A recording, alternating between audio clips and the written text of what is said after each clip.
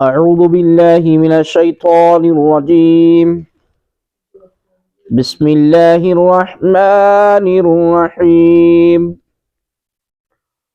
وإذ قال الله يا عيسى ابن مريم أأنت قلت للناس اتخذوني وأمي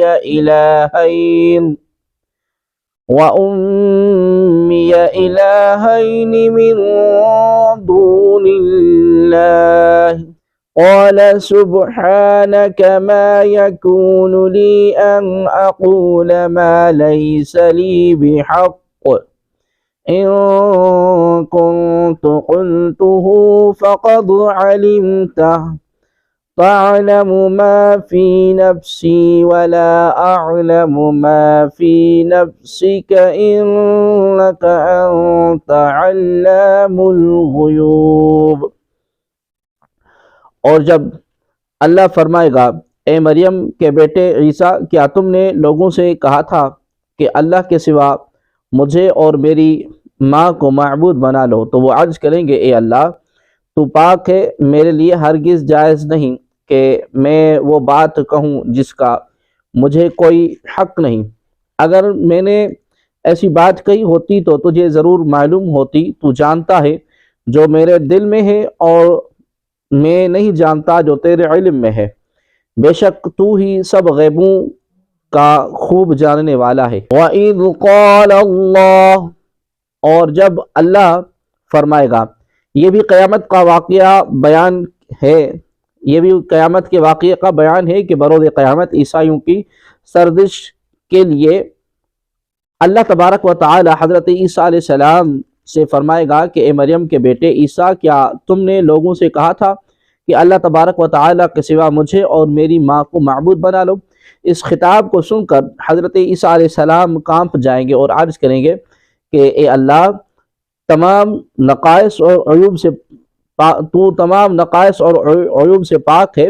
اور اس سے بھی کہ کوئی تیرا شریک ہو سکے۔ میرے لیے ہرگز جائز نہیں کہ میں وہ بات کہوں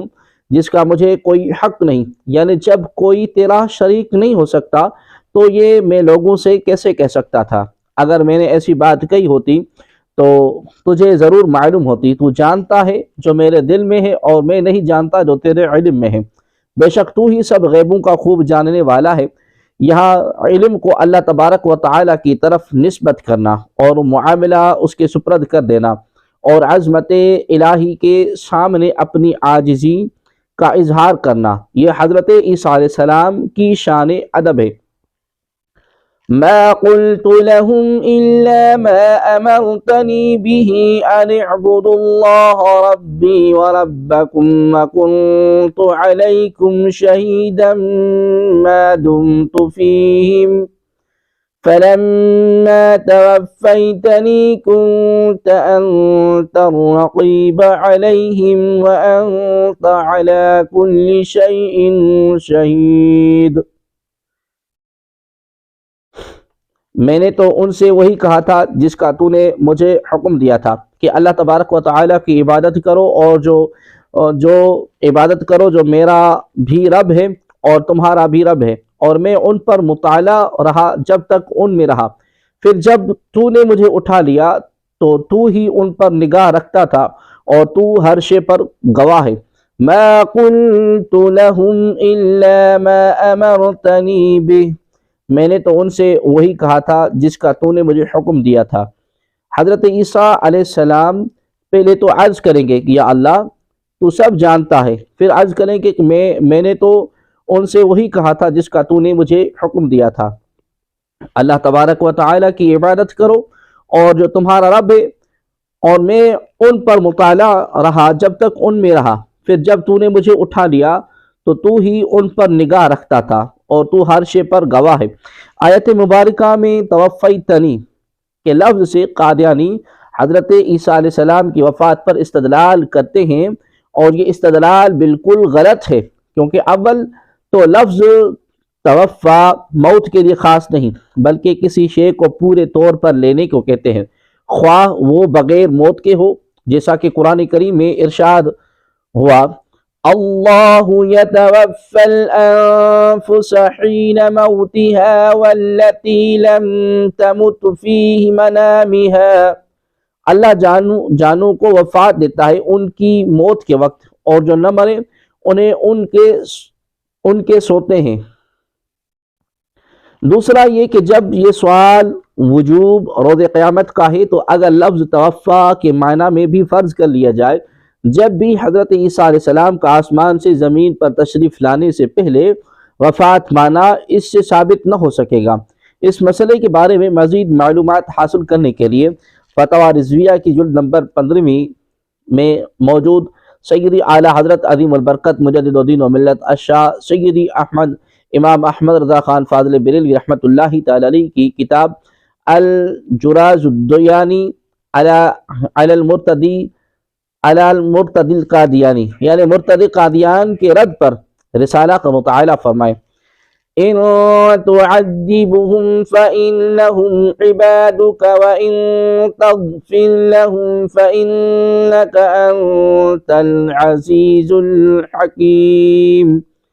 اگر تو انہیں عذاب دے دے تو وہ تیرے بندے ہیں، اور اگر تو انہیں بخش دے تو بے شک تو ہی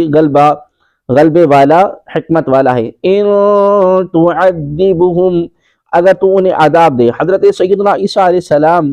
کو معلوم ہوگا کہ قوم میں بعض لوگ کفر پر مصر رہے، بعض شرف ایمان سے مشرف ہوئے، اس لیے آپ کریم صلی اللہ علیہ وسلم کی بارگاہ، آپ علیہ السلام کی بارگاہ الہی میں یہ عرض ہے کہ ان میں جو کفر پر قائم رہے ان پر تو عذاب فرما دے، تو بالکل حق و بجا اور عدل اور انصاف ہے، کیونکہ انہوں نے حجت تمام ہونے کے بعد کفر اختیار کیا، اور جو ایمان لائے انہیں تو بخش دے، تو تیرا فضل اور کرم اور تیرا ہر کام حکمت ہے۔ نبی کریم صلی اللہ علیہ وسلم نے بھی آیت مبارکہ کو پڑھ کر اللہ کریم جل جلالہ کی بارگاہ میں اپنی امت کے لیے دعا فرمائی۔ چنانچہ حضرت عبداللہ بن عمر بن عاص رضی اللہ تعالی عنہما فرماتے ہیں کہ سرور علی وقار صلی اللہ تبارک و تعالی علیہ وآلہ وسلم نے قرآن میں سے حضرت ابراہیم علیہ السلام کے اس قول کی تلاوت فرمائی، رب انہن اضللن کثیرا من الناس فمن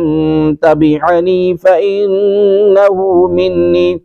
اے میرے رب ان بتوں نے بہت سے لوگوں کو گمراہ کر دیا، جو شخص میری پیروی کرے گا وہ میرے راستے پر ہے۔ اور وہ آیت پڑھی جس میں حضرت عیسیٰ علیہ السلام کا یہ قول ہے، ان تعذبهم فإنهم عبادك وإن تغفر لهم فإنك أنت العزيز الحكيم، اے اللہ اگر تو ان کو عذاب دے تو یہ تیرے بندے ہیں، اور اگر تو ان کو بخش دے تو غالب حکمت والا ہے۔ پھر نبی کریم صلی اللہ علیہ وسلم نے دست دعا بلند کر دیے اور روتے ہوئے عرض کرنے لگے، اے اللہ میری امت۔ اللہ نے فرمایا، اے جبریل محمد کریم صلی اللہ علیہ وسلم کے پاس جاؤ اور ان سے معلوم کرو، حالانکہ اللہ تبارک و تعالیٰ خوب جانتا ہے کہ ان پر اس قدر گریہ کیوں طاری ہے۔ نبی کریم صلی اللہ علیہ وآلہ وسلم کی خدمت میں حضرت جبریل علیہ السلام حاضر ہوئے اور آقا کریم صلی اللہ علیہ وسلم کی بارگاہ سے معلوم کر کے اللہ کریم کی بارگاہ میں جواب عرض کر دیا، حالانکہ اللہ تبارک و تعالیٰ خوب جانتا ہے۔ اللہ تبارک و تعالیٰ نے جبریل علیہ السلام سے فرمایا، اے جبریل محمد کریم صلی اللہ علیہ وسلم کے پاس جاؤ اور ان سے کہو کہ آپ کی امت کی بخشش کے معاملے میں آپ کو راضی کر دیں گے اور آپ کو رنجیدہ نہیں کریں گے۔ اس حدیث سے چند باتیں معلوم ہوتی ہیں۔ نمبر 1، رسول کریم صلی اللہ علیہ وسلم اپنی امت پر کمال درجے کے شفیق اور مہربان تھے، اور امت کی بھلائی اور بہتری میں کوشاں رہتے تھے، اور آپ کریم صلی اللہ علیہ وسلم نے اپنی امت کے لیے کسی شرط اور قید کے بغیر بخشش کی دعا مانگی۔ نمبر 2، اس امت مرحوم کے لیے عظیم بشارت ہے کہ اللہ تبارک و تعالی اس امت کے بخشش کے معاملے میں اپنے حبیب کریم صلی اللہ علیہ وسلم کو راضی فرمائے گا۔ نمبر 3، اللہ تبارک و تعالیٰ کی بارگاہ میں اس کے حبیب صلی اللہ علیہ وآلہ وسلم کے مقام بہت بلند ہے کہ سب کچھ جاننے والا ہونے کے باوجود حضرت جبریل علیہ السلام کو اللہ تبارک و تعالیٰ نے آپ کریم صلی اللہ علیہ وآلہ وسلم کی بارگاہ میں بھیجا اور اس سے آپ کریم صلی اللہ علیہ وسلم کی عظمت اور شرف کو ظاہر فرمایا۔ نمبر 4، نبی کریم صلی اللہ علیہ وآلہ وسلم اللہ تبارک و تعالیٰ کی بارگاہ میں مقبولیت کے اتنے اعلیٰ مقام پر فائز ہیں کہ اللہ تبارک و تعالیٰ اپنی عظمتوں کو ظاہر فرماتا اور آپ کو راضی فرماتا ہے۔ اعلیٰ حضرت رحمت اللہ تعالیٰ علیہ بارگاہ الہی میں عرض کرتے ہیں اور انہی کے الفاظ میں ہم بھی یہاں عرض گزار ہیں کہ ہم ہیں ان کے، وہ ہیں تیرے، تو ہوئے ہم تیرے، اس سے بڑھ کر تیری سمت اور وسیلہ کیا ہے؟ ان کی امت میں بنایا، انہیں رحمت بھیجا، یوں نہ فرما کہ تیرا رحم میں دعویٰ کیا ہے؟ صدقہ پیارے کی حیا کا، تاکہ نہ لے مجھ سے حساب، بخش بے پوچھ لے جانا کیا ہے؟ قال اللہ هذا یوم ينفع الصادقین صدقهم لهم جنات تجری من تحتها الانہار خالدین فیها ابدا رضی اللہ عنہم ورضوا عنہ ذلک الفوز العظیم۔ اللہ تبارک و تعالی نے فرمایا، قیامت وہ دن ہے جس میں سچوں کو ان کا سچ نفع دے گا، ان کے لیے باغ ہیں جس کے نیچے نہریں جاری ہیں، وہ ہمیشہ ہمیشہ اس میں رہیں گے۔ اللہ تبارک و تعالی ان سے راضی ہوا اور وہ اللہ سے راضی ہوئے، یہی بڑی کامیابی ہے۔ هذا يوم ينفع الصادقين صدقهم، یہ قیامت وہ دن ہے جس میں سچوں کو ان کا سچ نفع دے گا۔ اس آیت سے مراد یہ ہے کہ جنہوں نے دنیا میں سچ بولا تھا ان کا سچ قیامت کے دن انہیں کام آئے گا اور انہیں نفع دے گا، کیونکہ عمل کا مقام دنیا ہے، آخرت نہیں، کہ آخرت تو جزا ملنے کا دن ہے۔ علامہ اسماعیل حقی رحمت اللہ تعالی علیہ فرماتے ہیں، اس آیت سے معلوم ہوا کہ قیامت کے دن سچ نفع دے گا تو جھوٹ اور ریاکاری کسی صورت نفع نہ دے گی۔